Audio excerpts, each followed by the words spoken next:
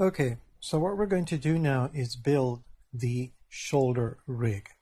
So go ahead and zoom in this area, and here we're going to first switch to edit mode and make sure that the x-axis mirror is off.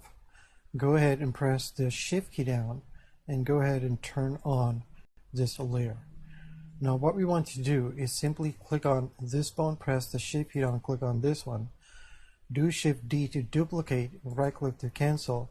Go ahead and press the control key down and just bring them up 1, 2, and then 3. Now here, let's go ahead and click on this bone, go to the bone tab and turn off the deform. Do the same thing for this one.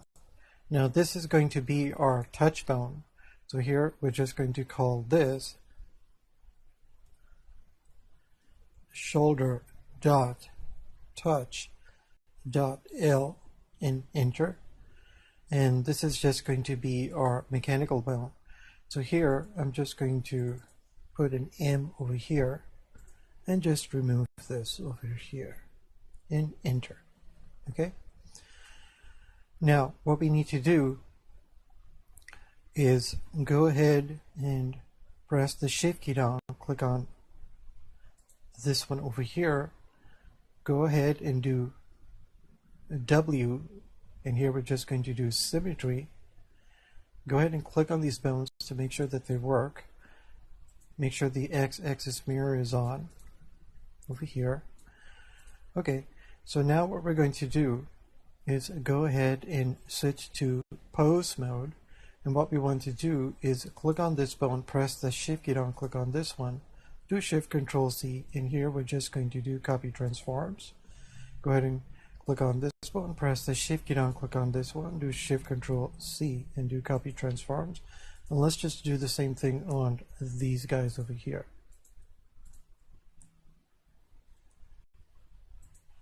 Now here we're going to switch back to edit mode. Go ahead and click on these bones over here, press the M key, and we want to make sure that they're on the non-deform layer.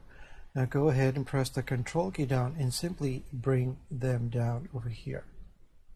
Okay, now here we can simply go to the data tab and just work with the non-deform layer.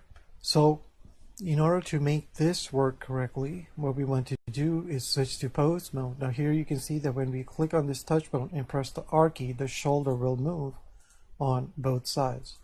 Now what we want to do is simply tell this bone to copy the rotation of this bone in its local space, but not all of it. So go ahead and click on this one, press the shift key down, click on this one, do shift control C, and here we're going to do copy rotation. Go ahead and do the same thing on this one, do shift control C, do copy rotation. Now click over here, go to the constraints and make sure that this is on a local space and local space. Click on this one, do local space and local space, right? So you should understand why we are setting this in local space, because we only want to rotate this bone if this bone rotates in its local space. Now over here, we don't want all the values. So here we're going to simply put this around, let's just do 0.5 and enter. Click on this one and do 0.5 and enter. So now you will see that when you click on this touch bone and press the R key, this part is going to move, giving you a natural movement of the shoulders. Okay, so go ahead and let's save this file. Go under file, do save as, and here we're going to save this as rigging lesson 04f.blend.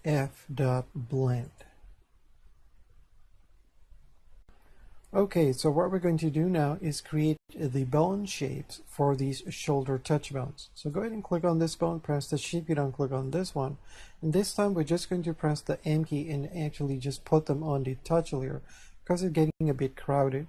So go ahead and go to the data tab over here, and let's just enable only the touch bone layer over here. Go ahead and click on this bone, do shift S and do cursor to selected, do shift A, and here I'm just going to add a circle. Just going to rotate with my middle mouse button a bit. Go ahead and click on this bone, press the shift key down, click on this circle, do Shift Control C, and here do copy transforms, click on the circle again, do Control A, do visual transform, go to the constraints and just turn this off to make sure that it's working, and go ahead and just X this out. So here I'm just going to call this W dot shoulder dot touch dot L. Now go ahead and hover your mouse, do Control C, go ahead and click on this bone, go to the bone tab and just do Control V. Now go ahead and click on this circle and make sure that the X-ray is on. You might want to zoom out and press the S key to scale this in. Kind of like this over here. Now here you want to decide what type of bone shape that you want to create for the shoulder. So here I'm just going to keep it very simple. Just press the 1 key to go to the front view. Go ahead and press the tab key to go into edit mode and press the G key. And here I'm just going to place it kind of like this over here for now. Now here just press the 7 key to go to your top view. And here I'm just going to change this to global. And we're going to actually scale this. So just press the S key and press the X key and go ahead and scale this on the X kind of like this over here. Now press the S key and press the Y key and scale it in a bit more. I'm just going to do on the X just a little bit more over here. Now here you can see that it's just going to move a little bit when you're moving it, and that's fine. We can obviously go to object mode, and over here you can actually just press the 1 key and just click on this red arrow and just realign it over here again. Okay, so that's fine. So what we're going to do now is go ahead and switch to edit mode and make sure that proportional editing is enabled. And here I'm just going to, let's say, select 2 vertices over here, press the 3 key, and I'm going to press the G key and go ahead and do the middle scroll wheel. And here I'm just going to kind of bring it close to the chest over here. Do the same thing on these, let's say, 2 vertices, press the G key, 3 key, press the G key and just bring it up a bit. Now press the G key again and scroll this down to kind of make it go here. Okay, just get a general idea of what you want for this. Now here I'm just going to go ahead and disable this, press the A key to select everything, and here I'd like to kind of rotate it a bit and press the G key and bring it a little closer to the body. Okay, now go ahead and do W, and here I'm just going to subdivide. I'm going to do W and just smooth it out a few times, 1 and then 2. Now go ahead and press the tab key. Now click on this object, press the M key. Here we're just going to throw it on this last layer over here and just click this to make sure that we're satisfied with it. Now if you press the R key, it'll simply go up. So let's go ahead and do File and Save. Okay, so now we're going to create the mirror version of the shoulder bone shape so it appears correctly on the shoulder.touch.r bone. So go ahead and click on this bone, press the Shift key down, click on this one, go to the Data tab and make sure that only the touch bone layer is selected and make sure that the axis is enabled. Now here what we're going to do is hide the rest of the bones. So just do Control I to invert the selection and press the H key to hide. Now go ahead and go to this layer over here, click on this object, go to the Object tab, make sure that the axis is enabled. Here we're going to do Control I to invert the selection and just press H to hide everything. Now go ahead and press the Shift key down and turn this layer back on. Go ahead and click on this object, press the Shift key down, click on this bone, and here I just want you to do the middle mouse button to rotate. Now here you can see that the axis for the object and the bone are aligned, right? This is why on the object we did copy transform and then do Control A and do visual transform. So when we press the tab key to go into edit mode, whenever we press the G key, the bone shape object on the bone itself is going to move correctly, right? So here you could say that if you take a look at the alignment of the axis, they're basically both operating in the same type of coordinate system. Okay, now go ahead and click on this one and press the 7 key. Now here you can see, because when you mirror bones, they can only be rotated. The x-axis for this bone is pointing in this direction, and the y-axis is pointing in this direction. Now when we click on this bone over here, we can clearly see that the x-axis is pointing in this direction, right? So this means that when we click on this object and duplicate it and mirror it, basically it needs to match the axis of this bone. Now the way we're going to do this is by simply using a parent-child relationship technique to mirror the duplicated version of this object correctly so it aligns itself to the bone axis. Okay, so to do this, go ahead and press the 1 key to go to your front view, and here just go ahead and click on this object over here. Now here we're going to go ahead and zoom out, do shift middle mouse button, and actually do shift C to place the 2D cursor. Now the reason we selected this object is because it simply switches to object mode. So here we can do shift A and of course do empty. If we were on the bones and pose mode, this would have been grayed out. So here what I want you to do is just add an empty and plain axis. Okay, and what we're going to do is make this empty the parent of the duplicated object. So go ahead and first click on this object, do shift D to duplicate, right click to cancel, go ahead and zoom out, do shift middle mouse button, and here you're going to press the shift key down, click on this empty, do control P and set up that relationship. Now here, as I've shown you, that if you click on this empty, which is the parent, and press the G key, wherever the parent goes, the child will follow. So this means that if we mirror the empty itself on the x-axis, this object should be mirrored correctly on the right side. Okay, so here what we're going to do is, having this empty selected, just do Control M and do X and enter. And notice that over here it's showing a -1 value on the scale. Okay, but what I want you to notice over here is that if you click on this object and press the 7 key, here you can see that we've mirrored it correctly. Now the only issue here is that the x-axis is pointing in this direction, and if we click on this bone, you can see that the x-axis is pointing in that direction. So we're going to fix that. Now first what I want you to do is to go ahead and click on this object so we can switch back to object mode. I'll press the 1 key. Now here you will notice that if you click on this empty and actually do X and delete, right, the child will go back to the way it was. I'm going to do Control Z to undo this.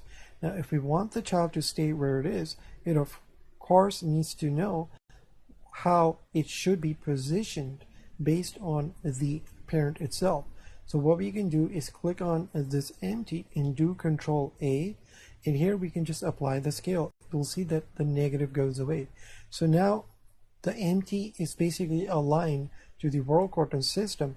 This means that the child is just going to stay here. If you click on this empty, do X and delete, you'll notice that the object just stays put. Okay, so this is a very quick way of doing this. Go ahead and press the 7 key. Now what we need to do is basically fix the alignment of these bones.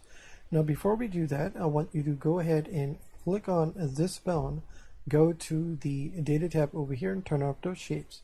Notice that over here that the object y-axis is a little to the left based on this bone. So here you can see that it does the same thing. Okay, so it did in fact mirror this correctly. So go ahead and now turn the shapes back on. Okay, so what we need to do is go ahead and click over here on this object, and what we need to do is actually flip the axis so it appears on the other side. So to do this, all we have to really do is switch this to individual origins, and of course we're really just going to do it on the local. Remember, it doesn't matter if you do global or local, you still have to press the X key 2 times. Okay, here I'm just going to do it local so you can see what's actually going on. So here on the object level, first we're going to flip the axis, so we have to do this with the mirror. So here we're just going to do Control M and do X 2 times, right and left click. So you can see that it has been mirrored.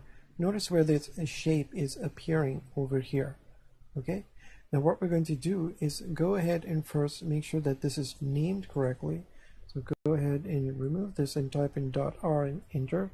just do Control C on this, click on this bone, go to the bone tab, and over here just do Control V. Okay, so notice that where that shape is appearing, okay, it's basically a line. So what we need to do now is basically tell these vertices to come on this side. So the way we're going to do this is, of course, we can't do individual origins when we're in edit mode.